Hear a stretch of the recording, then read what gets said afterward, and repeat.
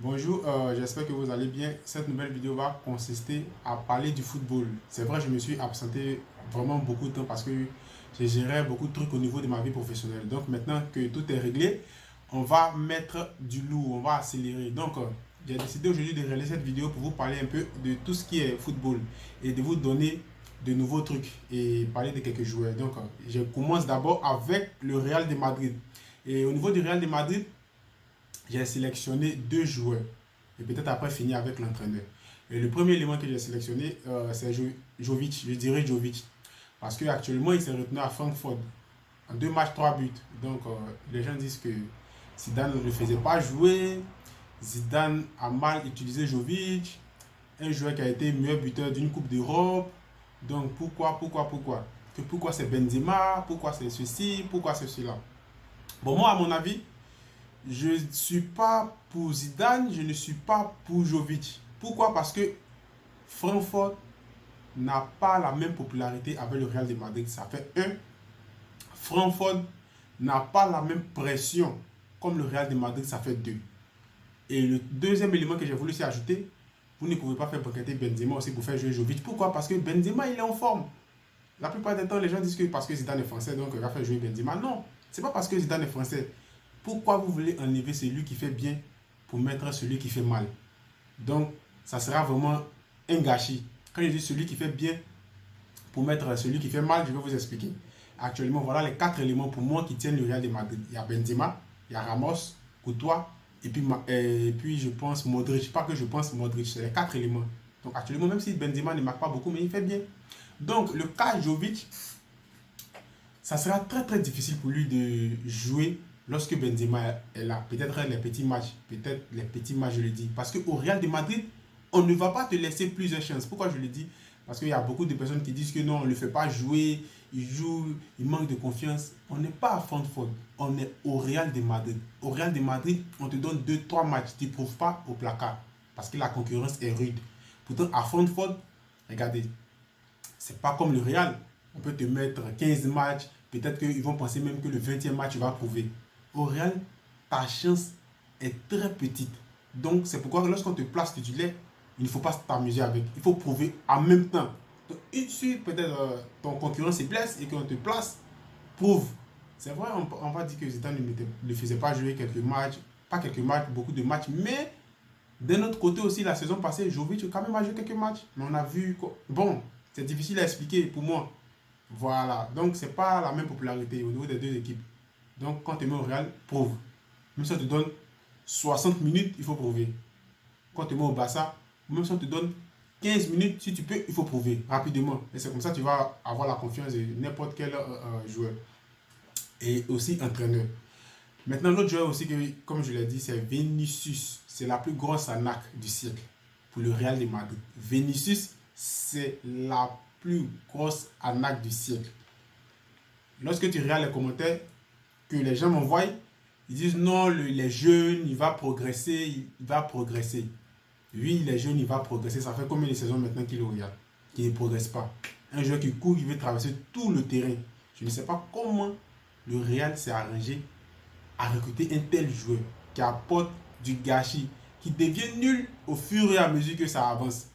Moi-même, j'étais dans ce lot. Je disais que bon, il est stressé, il vient d'arriver, il ne connaît pas bien ses collègues, donc le temps de s'adapter et tout, bon, il va montrer de très belles choses. Mais au fur et à mesure qu'on avance, au fur et à mesure, il gâte tout. Donc celui-là, pour moi, c'est la plus grosse arnaque du Real. Ils ont gaspillé carrément leur argent. Pour moi, c'est mieux de prêter Vinicius que de prêter Jovic. Parce que c'est pas la peine. C'est vraiment pas la peine. Quelqu'un qui court, il dépasse le terrain. Il ne lève même pas la tête. On ne sait pas c'est quel type de joueur. Bon, comme c'est le football, tout peut changer. On espère qu'il change. On espère vraiment. Parce que vous-même, vous avez vu le Real de Madrid contre l'équipe de 3e division. Regardez ce que Vinicius a raté. Bon, ça se confirme. Hein. Nul du jour au lendemain. Le football, c'est la nette appréciation du moment. C'est pas que moi dis, oh, quand il était à Flamengo, il marquait 40 buts. Quand il était à peut-être Manchester, il marquait 1000 buts. C'est une manière de parler. Oui, quand tu étais, mais on parle de maintenant. Tu fais quoi? Rien. Donc, on te met au placard, direct. Au niveau maintenant de Zidane, Zidane, lorsque vous le voyez, vous savez que Zidane, il a une confiance à ses titulaires type. Si vous voulez parler dites tout ce que vous voulez. Toni Kroos est comme ça, il est comme une chouette, comme une Autriche. Vous voulez tout dire, vous pouvez tout dire. Mais Zidane, il a attribué sa confiance à des joueurs que vraiment c'est difficile de les faire tourner. Vous voyez. Mais moi, maintenant, je commence à lui donner raison parce que ceux qui sont sur le banc, c'est pas la peine. C'est vraiment pas la peine. Beaucoup de joueurs. Bon, je peux dire Valverde aussi qui a baissé un peu de niveau. Un peu de niveau. Modric, ça sera difficile que Valverde puisse jouer. Ça sera très difficile. Il est toujours fort. Plus il vieillit, plus il devient fort. Ça, c'est quel type de joueur? Ses capacités ne baissent pas. C'est difficile. Donc, à moins que Modric lui-même décide de changer de club et puis bon, Valverde sera vraiment à l'aise. Et puis, il faudrait que lui aussi prouve. Les joueurs comme Isco, ils ont une manque de confiance totale. Voilà. Ils vont dire non, Isco est comme ça, il joue plus, il vaut rien, il n'a plus le niveau du Real. C'est pas qu'il n'a plus le niveau du Real. Il a vraiment le niveau du Real, mais que Zidane ne fait pas souvent jouer. Donc la confiance va diminuer au niveau des Isco. Voilà, donc c'est des joueurs qui vont demander à partir. Et effectivement, pour ceux qui suivent le Real, Varane a demandé à quitter le club. Voilà, Varane a demandé à quitter le club. La prolongation de Ramos qui traîne. On ne sait pas qu'est-ce qui se passe. Donc, c'est vraiment actuellement très, très, très difficile pour le club. Parce que c'est bien beau de voir l'entraîneur. On dit non, Zidane est comme ça. Mais est-ce que vous savez ce qui se passe dans les vestiaires? Nous, on voit ce qu'on voit sur le terrain. Mais ce qui se passe dans les vestiaires, on ne sait pas. Voilà. Et moi, ce que je n'ai pas compris au niveau des Zidane, comme je l'ai dit, c'est les trois éléments que j'allais beaucoup insister. C'est de ramener Odegaard qui était prêté à la Real Sociedad, qui jouait vraiment très bien, qui avait vraiment une place de titulaire, le ramener et le mettre sur le banc. C'est ce côté-là que je n'ai pas compris parce que lorsque j'ai vu Odegaard jouer, waouh, il est très très extraordinaire. Voilà. Donc, je n'ai pas compris pourquoi il ne jouait pas. Et le petit s'est plaint, il a dit il veut partir. Voilà, un joueur de caractère. Je veux partir. Vous ne me faites pas jouer, je veux partir. Et vous-même, vous savez que lorsque Odegaard est sur le marché, c'est vraiment beaucoup de clubs qui vont vouloir prendre Odegaard. Voilà. Donc, ça sera vraiment très très compliqué pour le Real de pouvoir gérer tous ces jeunes-là. Vous voyez que tous ces talents que le Real recrute, c'est difficile de s'imposer. Pour ceux qui s'en souviennent, regardez Renier qui a été prêté au Borussia Dortmund.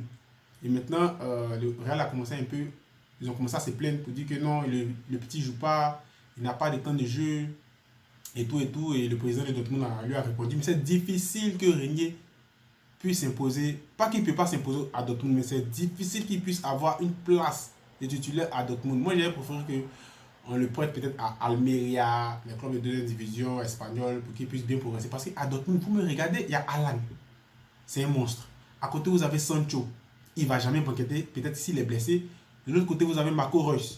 On a Reina. On a Witsel. Vous voyez, on a des joueurs exceptionnels. Et aussi, le petit joueur qu'ils ont recruté à Birmingham la saison passée. C'est pas si c'est cette saison ou la saison passée. Vous voyez, il y a des joueurs exceptionnels. Donc, mettre ces joueurs sur le banc à cause de Renier, ça sera vraiment difficile. Le mieux, c'était de prêter Renier dans un petit club, un peu petit, pour qu'il puisse évoluer. C'était le cas aussi de Kubo à Villarreal. Il y a une pépite espagnole qui s'appelle Nino, qui joue à Villarreal. Donc, il a vraiment fermé Kubo. Emery aussi lui accorde beaucoup de confiance. Donc, ça a vraiment mis beaucoup de trucs au niveau de Kubo et il est sur le banc. Heureusement que le Real a rappelé, actuellement, il a à Getafe. Maintenant, on va s'intéresser maintenant au niveau du Barça. Au niveau du Barça, il n'y a pas trop grand chose à dire parce que je peux dire actuellement ça va. Actuellement ça va grâce à un seul joueur actuellement qui fait vraiment des merveilles. C'est Dembélé, comme je le disais depuis le début. Si Dembélé ne se blesse pas, si Dembélé est constant jusqu'à ce que la saison se termine, c'est l'âme fatale du Barça qui est là. Tout sera sur Dembélé. Parce que c'est lui qui provoque. Les autres vont faire des passes. C'est vrai, Messi, on ne peut pas parler de lui parce que lui, il est dans un autre registre. Voilà, lui, on le prend, on le place à côté parce qu'on n'a plus rien à dire sur Messi. Voilà. Dembélé, c'est l'âme fatale du Barça actuellement.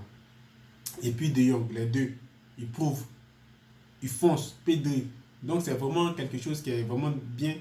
Nous, on prie pour qu'il ne puisse pas être blessé parce que lui, c'est son gros souci qui est là. Maintenant, le gros problème actuellement avec le Barça, c'est Pjanic. Je ne peux pas comprendre que je suis un maître. Je maîtrise le jeu de la Juventus. Je suis un élément indiscutable de la Juventus.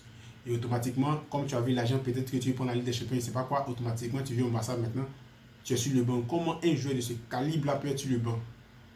On ne peut pas dire que Pjanic est nul. Moi, j'ai compris une chose dans le sport. il y a la préférence du coach. Si le coach n'aime pas ton style de jeu, tu ne vas jamais jouer. Voilà, sinon ça, il faut oublier. Voilà, donc dit que non, il est nul, il est en baisse de régime, c'est faux. C'est le coach qui ne le fait pas jouer. Au début, il est venu, il s'est blessé. On pouvait dire que non, comme il est blessé, on va attendre jusqu'à ce qu'il reprenne. Mais il s'est blessé, actuellement il est guéri, mais il ne joue pas. Il joue quelques matchs, quelques mi-temps. Donc, tu vois, c'est une appréciation du coach. Là, maintenant, c'est une appréciation du coach. Je veux prendre un deuxième cas, Ricky Puig. C'est incontestable, le petit, il est fantastique quand il touche la balle. Moi, si j'étais coach du Barça, il ne banquette pas. Parce que tu sens le Barça dans ses pieds. L'histoire du Barça se trouve dans ses pieds quand il touche la balle. Il est sur le banc, il règne quelques matchs. Voilà, il a décidé de ne pas partir s'imposer. Donc, au fur et à mesure, il faudrait qu'il apporte sa confiance au coach. Donc, c'est une appréciation du coach. Voilà, donc c'est comme ça. Maintenant, au niveau de la défense aussi, Umtiti revient un peu au niveau qu'on attendait. Voilà, donc il ne se blesse pas, il est constant. Le coach lui donne sa confiance et au fur et à mesure, on va voir qu'est-ce qui va se passer. Comme je le dis toujours, le gros problème du Barça, c'est la défense. Le gros problème du Barça, c'est notre défense. Donc, puisqu'ils doivent trouver des solutions pour pouvoir remédier à cela très très rapidement. Et l'autre problème, c'est que le Barça est vraiment endetté. Waouh, vraiment endetté. Moi, je n'aurais pas pensé à cela. Grâce au Covid-19, j'ai vu maintenant que le Barça est très très endetté. Il y a des clubs qui doivent verser même de l'argent. Ça m'a vraiment choqué parce que c'est le club que je supporte. Bon, je ne sais pas comment ça se passe. Impôts, dettes, transferts non réglés. Donc vraiment, le Barça est très très endetté. Ça va être vraiment difficile pour recruter même un joueur de 10 millions. Vraiment. On espère parce que c'est le club. Maintenant, l'équipe que j'ai décidé aussi d'ajouter dans mes propos, c'est Atlético de Madrid. Waouh, une équipe qui ne domine jamais mais qui gagne. Un but symbolique, c'est fini. Voilà, le reste, ça ne nous intéresse plus. On défend, on prend, on défend, on prend. Donc, pour moi, cette saison, Atlético doit prendre la Liga. Voilà, avec 3 matchs à moi, si je ne me trompe pas, et je pense 4 points ou même 5 points d'avance sur le Real, la Liga n'est pas loin. On est pratiquement déjà à la 20e journée du championnat. Donc, Atlético doit être champion. Parce que vous remarquez que Atlético s'est joué le gros. Bilbao, ils ont gagné. Séville, ils ont gagné. Valence, ils ont gagné. Donc, c'est ça. C'est ces petits matchs-là qui vont faire la différence. Quand il parle de petits matchs, les Huesca, ce genre d'équipe, c'est ces petits matchs-là, si tu arrives à gagner, c'est là qui va faire la différence. Parce qu'il y a un retour. C'est bon, on dit Atlético va être champion, mais il y a un retour. S'ils ont pu jouer ces retours-là, c'est fini. Quand je parle de retour, il y a un retour contre le Real de Madrid, il y a contre aussi le Barça. Donc imaginez que ces 2 matchs, Atlético perd ces 2 matchs. Voilà, donc ça va commencer à chauffer. Donc c'est le moment de prendre les points pour assurer la place de leader du championnat espagnol. Et puis bon, c'est bon, je pense que tout est bien fait. Hein. Et l'autre élément que je suis vraiment content pour lui, c'est Luis Suarez. Non, il n'a plus le niveau du Barça, non, il doit partir. Et moi je suis fier parce qu'il est parti. Ils ont voulu l'humilier, il est parti, mais regardez ce qu'il fait. Un bon attaquant reste un bon attaquant. Quand tu es fort, tu es fort. Voilà, donc du côté, je sais que le Barça, ils sont vraiment déçus, ils sont vraiment blessés. On le vend à Atlético au voisin. Et le voilà, c'est lui qui est le meilleur buteur du championnat. Et aussi, il a la tête du championnat. Waouh, bravo Luis Suarez. Maintenant, il y a eu quelques questions aussi que les gens m'ont posées. Et cette question, je sais que chacun aura son point de vue. Voilà. Donc, chacun peut dire cela, chacun peut dire ceci. Donc, avant de terminer cette vidéo, je vais parler de cette question à la fin. Maintenant, l'autre actualité du jour, c'est que le Real maintenant est à fond sur Mbappé. Mais comment on va payer Mbappé? Parce que Mbappé maintenant exige un salaire de 36 millions d'euros par an. Voilà, le Real a fait une déclaration qu'ils ne peuvent pas dépasser 21 millions d'euros. Voilà, par an. Donc voilà la stratégie. Ils parlent maintenant de droit image. Comme ils l'ont fait pour Ronaldo, comme ils l'ont fait pour Bale. Parce que Bale, je pense, Bale touchait vraiment 60% du droit image. Et Cristiano aussi qui lui rapportait pratiquement 100 millions d'euros par saison. Donc c'est par là qu'ils veulent essayer de convaincre Mbappé, peut-être de ne pas signer et puis pour pouvoir le recruter les saisons qui vont venir. Maintenant, pour finir avec cette vidéo, au niveau de Liverpool, aujourd'hui c'est une vidéo générale, on va parler du football de manière générale. Voilà, au niveau de Liverpool, il y a un gros problème de vestiaire. Voilà, il y a un gros problème de vestiaire, peut-être que le club n'arrive pas à gérer. Et aussi, il y a un gros problème au niveau des joueurs. Et quand je parle au niveau des joueurs, je parle au niveau de l'attaque.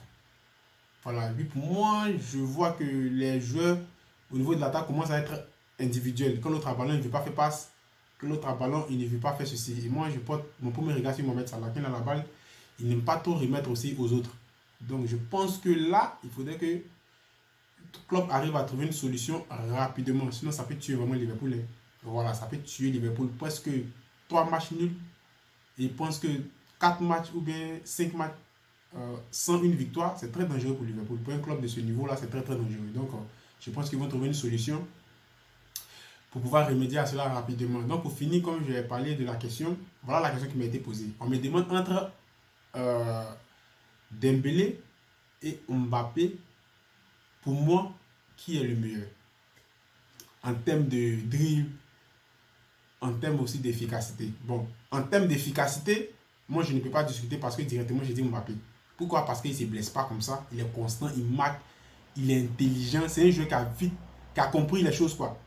Pas faire beaucoup de dribbles, on va, on marque, on va, on marque. Et aussi j'ai oublié, ils ont aussi dit Coman du Bayern. Voilà. Maintenant, en termes de dribble, en termes d'efficacité, c'est Mbappé. Pourquoi? Parce que Dembélé n'est pas constant, il se blesse. Donc là, c'est indiscutable. Maintenant, en termes de qualité technique, moi je dirais direct Dembélé sans réfléchir. Au niveau de conduite des balles, tout ça, je pense que Dembélé est meilleur que Mbappé. Maintenant, aussi, je dirais aussi, Dembélé est dans le même registre que Coman du Bayern. C'est des joueurs qui sont exceptionnels, mais c'est des joueurs qui se blessent beaucoup. Donc c'est ce qui fait que Mbappé est au-dessus d'eux. Si c'est des joueurs qui restent constants sur le long de la saison, qui ne se blessent pas beaucoup, vraiment ça va être chauffé. Donc moi, direct, je mets Mbappé devant. Donc si tu es intéressé maintenant par tout ce qui est débat footballistique, tu es le bienvenu et la bienvenue sur ma chaîne. Sur ce, on va se dire à la prochaine pour une autre vidéo et que Dieu vous bénisse. Ciao.